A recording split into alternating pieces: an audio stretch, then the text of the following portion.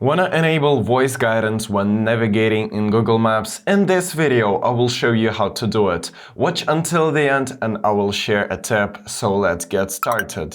First guys, open Google Maps on your device and afterwards click on your profile icon in the top right corner. From the pop-up menu, open the settings right here and scroll down to the navigation settings right there. Click on this section and set mute state for the unmuted.